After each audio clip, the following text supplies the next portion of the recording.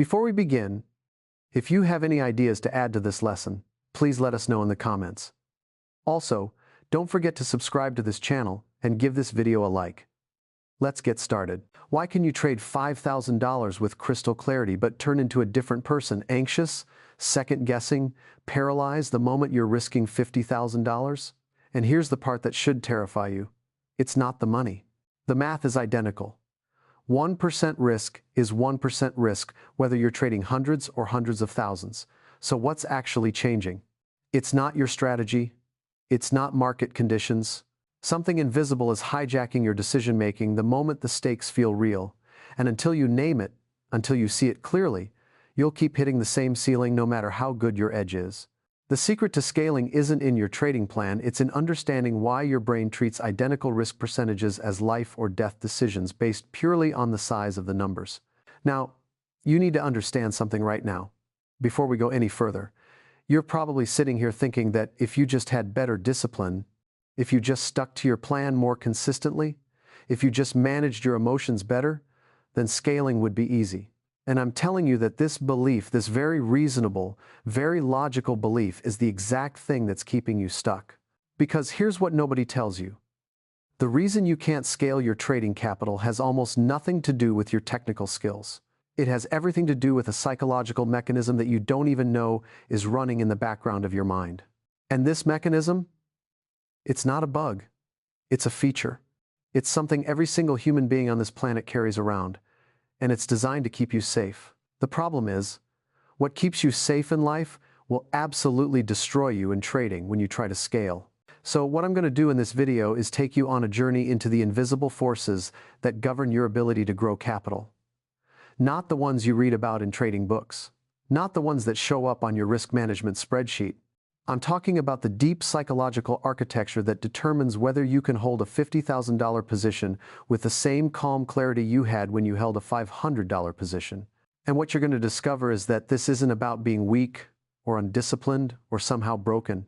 You're going to learn that you're experiencing something completely predictable, something that can be systematically addressed once you understand what it actually is. Most importantly, you're going to walk away from this video with a completely different framework for understanding what scaling even means and why everything you've been taught about it has been pointing you in the wrong direction. Let me show you where this really lives. I want you to imagine something with me for a second. Imagine you've been lifting a 20-pound weight every day for a year. Your muscles know it. Your nervous system trusts it. You could lift that weight in your sleep. Every fiber of your body has mapped out exactly what 20 pounds feels like. There's no surprise, no uncertainty. Your grip knows the texture of the handle.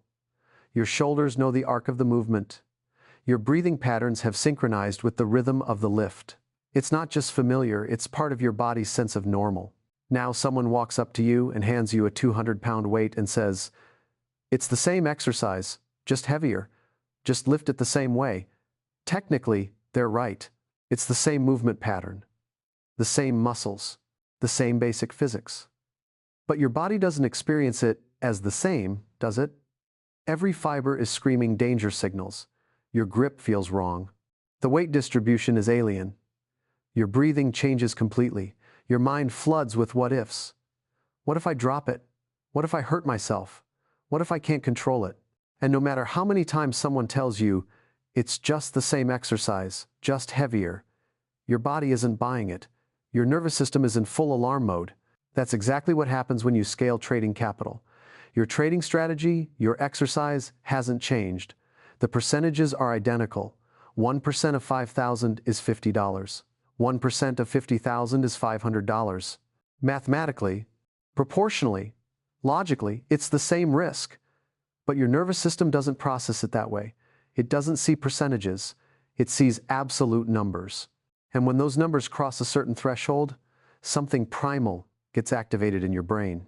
Your body experiences $50,000 at 1% risk as a completely different threat than $5,000 at 1% risk, even though the math is telling you they're equivalent. And here's the thing that most traders completely miss. You can't logic your way out of a somatic response. You can sit there with your calculator and your spreadsheet and repeat to yourself, "It's just math, it's just percentages, it's the same risk." But your thinking brain and your survival brain are speaking two completely different languages. Your thinking brain understands math.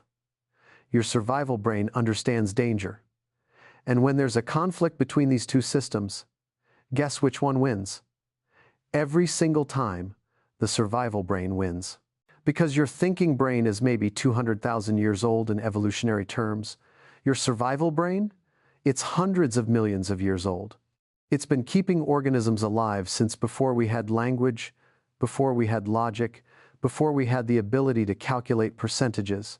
And it's not about to start trusting your math now. So what happens is this. You're sitting there staring at your screen, about to enter a $50,000 position. Your strategy is clear. Your setup is perfect. Everything you've learned tells you this is the trade, but your hands feel weird. Your breathing is shallow. There's this tightness in your chest or your stomach. And suddenly, out of nowhere, this voice whispers, "Something's wrong. Don't take this trade. It's not safe." And the voice is so visceral, so certain, that you hesitate. Maybe you take a smaller position than you planned. Maybe you skip the trade entirely. Maybe you take the trade but then bail out at the first sign of any movement against you, even though your stop loss is nowhere near being hit. And then what happens? You watch the trade work exactly as you predicted.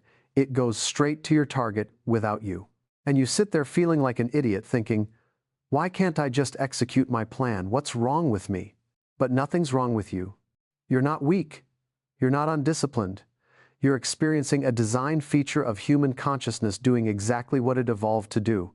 Your survival system detected unfamiliarity, interpreted it as threat, and overrode your conscious intentions to keep you safe.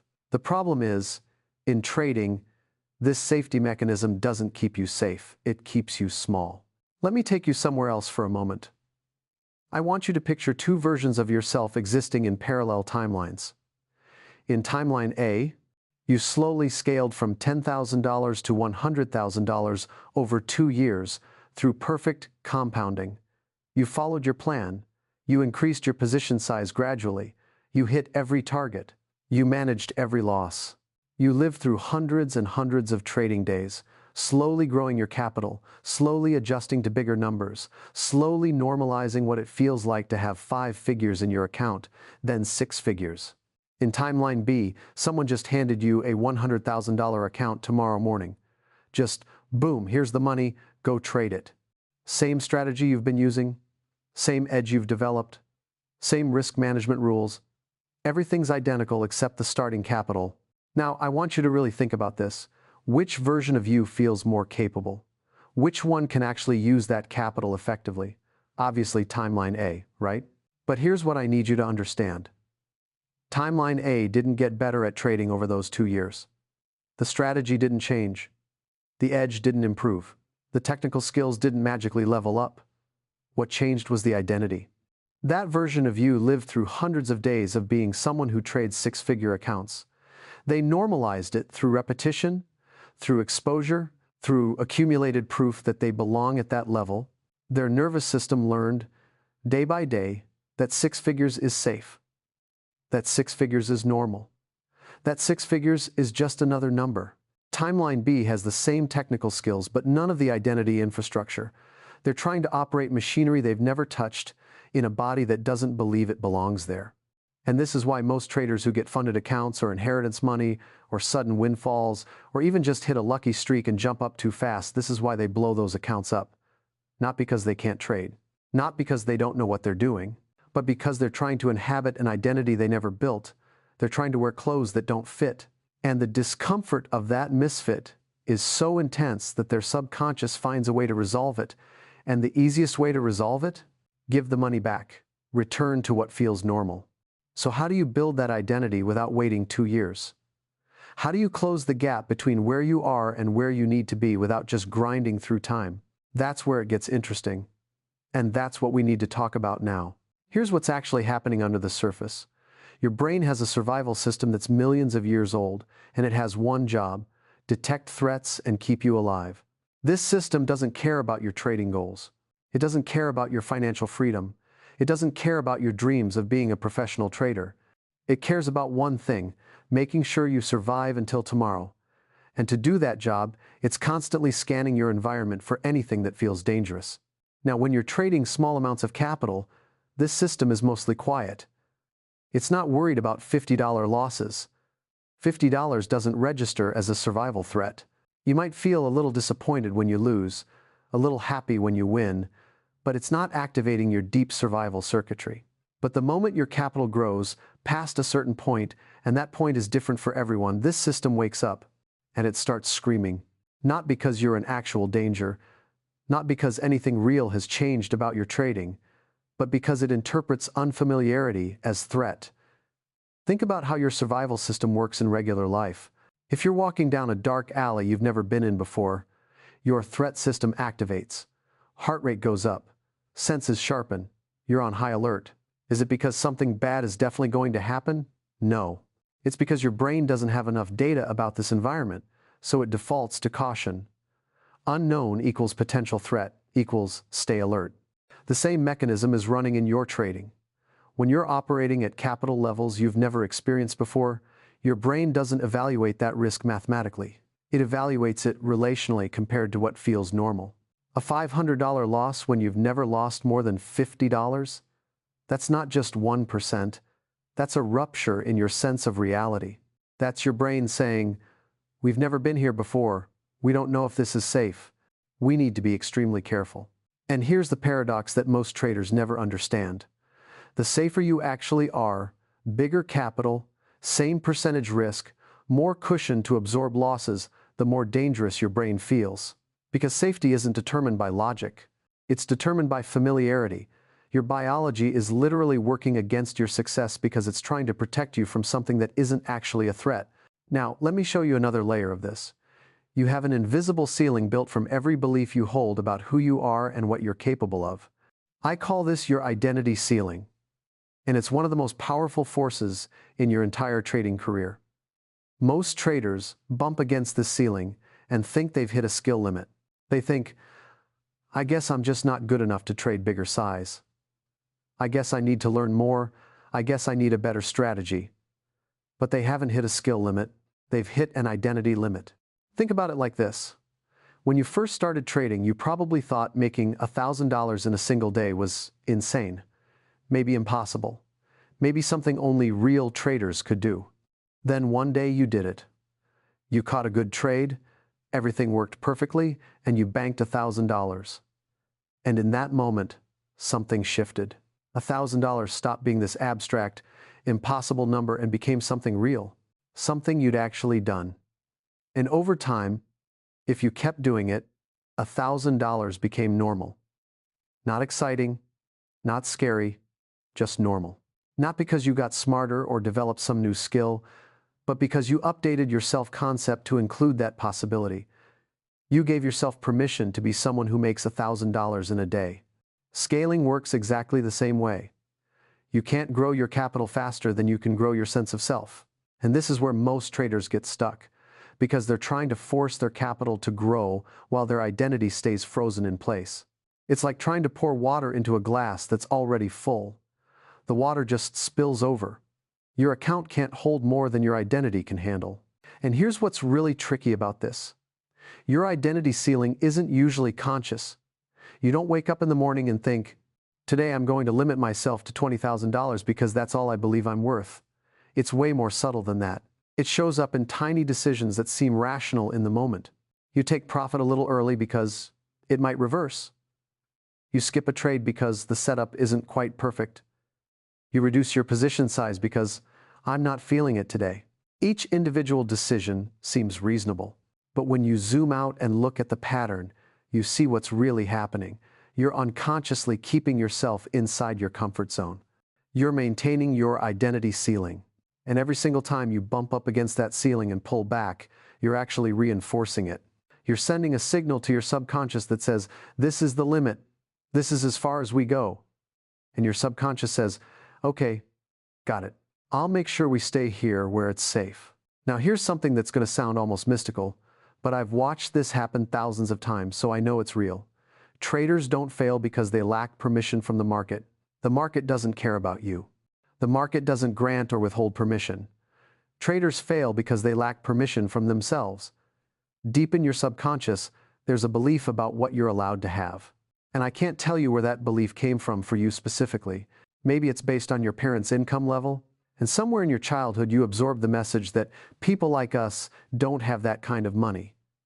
Maybe it's based on who you were in high school, the quiet kid, the screw-up, the one who never quite fit in, and some part of you still identifies with that version of yourself and thinks, someone like me doesn't deserve this level of success.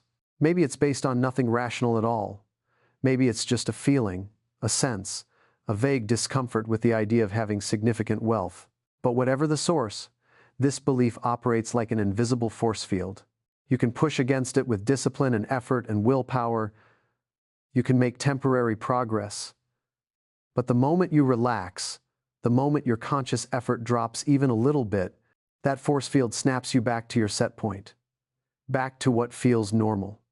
Back to what you unconsciously believe you're allowed to have. And this is why the standard advice about scaling, just increase your position size gradually, just stay disciplined, just follow your plan, this is why that advice doesn't work for most people. Because you're not dealing with a discipline problem. You're dealing with an identity problem. And you can't discipline your way out of an identity crisis. Different problem, different solution. So let me give you the technique that actually works. And it's going to sound weird, but stay with me because this is where the real transformation happens. Your body carries your identity, not just your mind. When you think the thought, I'm a $100,000 trader, but your body has only ever experienced $10,000 trading, there's a gap, a somatic gap. Your nervous system doesn't believe you. It doesn't matter how many affirmations you say. It doesn't matter how much you visualize success. If your body hasn't felt the actual sensation of trading at that level, your nervous system treats it as foreign territory. So what you have to do is teach your body new truth through sensation, not through thought. You have to physically rehearse the actions of larger trading in a way that your nervous system can learn from. This means clicking the mouse button for a $50,000 position, seeing the profit and loss swing by thousands of dollars, watching your account balance fluctuate in ranges that used to represent your entire net worth. And you have to let your body feel that experience in a safe container, through visualization, through simulation, through paper trading at scale, until it becomes muscle memory. Until your nervous system stops screaming danger and starts whispering normal. Because here's the mechanism that most people don't understand. Your body learns through repetition, not logic. You can't convince your nervous system with arguments. You can't reason with your survival brain. But you can bore it into acceptance. You can expose it to the same stimulus over and over and over again in a non-threatening context until it stops reacting.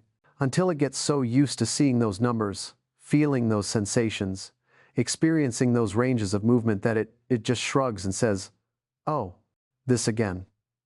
Yeah, I know this. This is fine. That's what timeline A in my earlier example did without knowing it. They scaled gradually, so their body had time to adjust. Every small increase in position size was uncomfortable for a little while, then became normal, then became boring. And once it was boring, they could increase again. They weren't consciously doing somatic training. But that's effectively what was happening.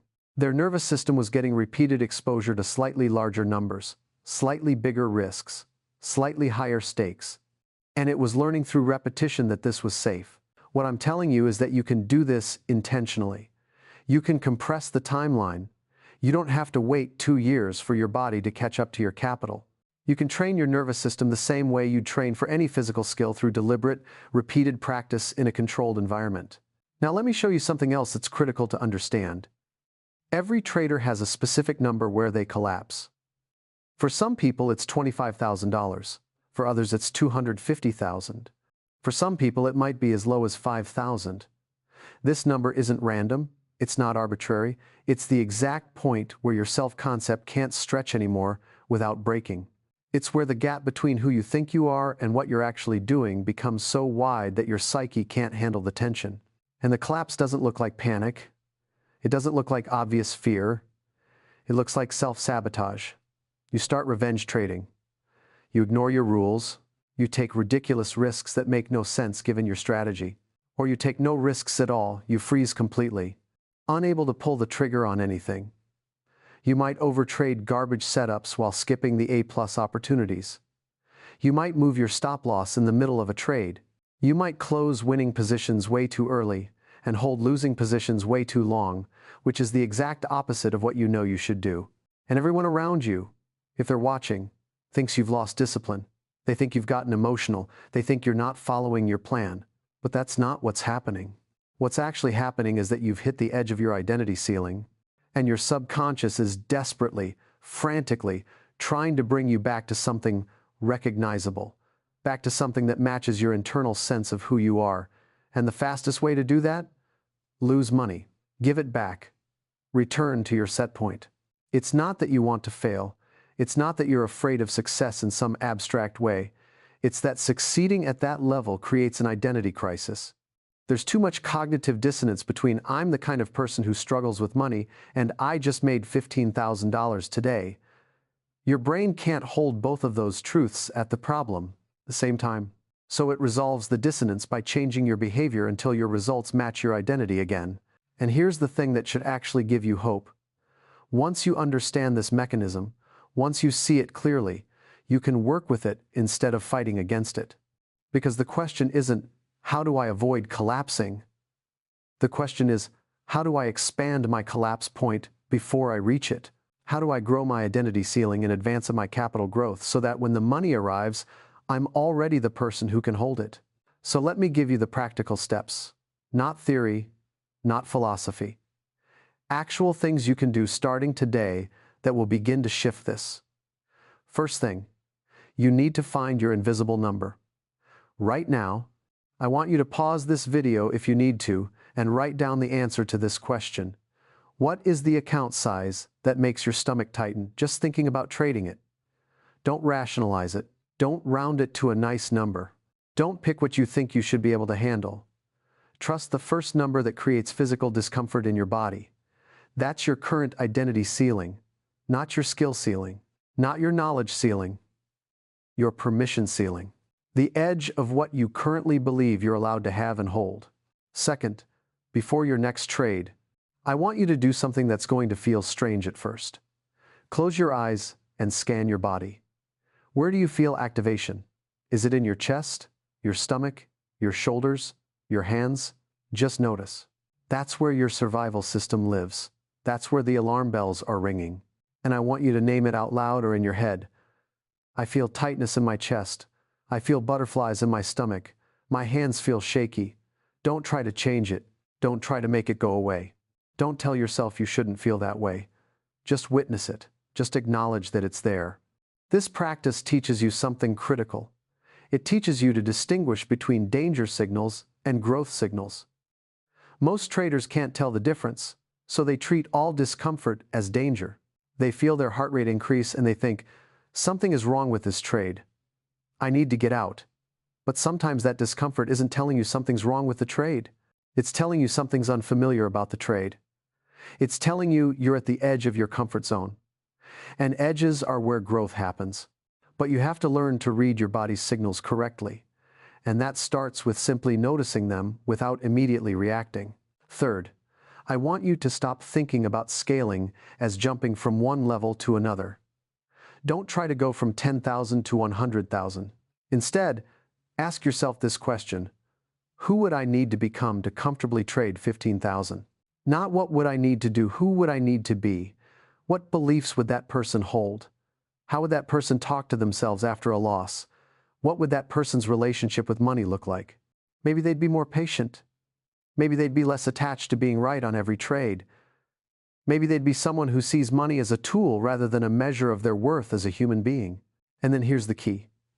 Practice being that person in your current trades. You don't have to wait until you have 15,000 to become the $15,000 version of yourself. You can start embodying those characteristics right now, today, with whatever capital you're currently trading. You're not scaling capital. You're scaling identity in small, manageable increments. You're trying on the next version of yourself and living in it until it becomes your new normal. Fourth, every single morning before you look at charts, I want you to spend 5 minutes in vivid, detailed visualization. Not vague daydreaming, not wishful thinking, specific, sensory-rich rehearsal. You're entering your target position size, let's say it's $50,000. See the exact screen in front of you. See your trading platform. See the order ticket. Feel your hand on the mouse. Feel your finger clicking the button. See the position appear in your account. See the profit and loss start to move. Watch it swing up $1,000, down $800, up $1,500, down $1,200. And here's the critical part. Practice feeling bored. Not excited, not scared, bored, because that's what mastery actually feels like. Elite performers aren't thrilled by their craft. They're calmly competent. A surgeon doing their 100th heart surgery isn't pumped up with adrenaline. They're focused and steady because they've done it so many times it's just another day at work. That's what you're training your nervous system to feel. You're training it to find safety in the mundane, not in the dramatic. You're teaching it that a $50,000 position is just another trade, just another click, just another day. And I know this sounds like it's not going to work. I know it sounds too simple or too weird or too much like the manifestation stuff you see all over social media, but this isn't manifestation. This isn't the law of attraction. This is neuroscience. Your brain rewires based on what you repeatedly expose it to. Every time you vividly imagine an experience, your brain creates neural pathways, as if you'd actually had that experience. Athletes use this technique. Musicians use this technique. Military special forces use this technique. It's how humans learn to perform under pressure without falling apart. And it works in trading exactly the same way it works everywhere else. The difference between a trader who can scale and a trader who can't isn't talent. It's not intelligence. It's not even discipline, really.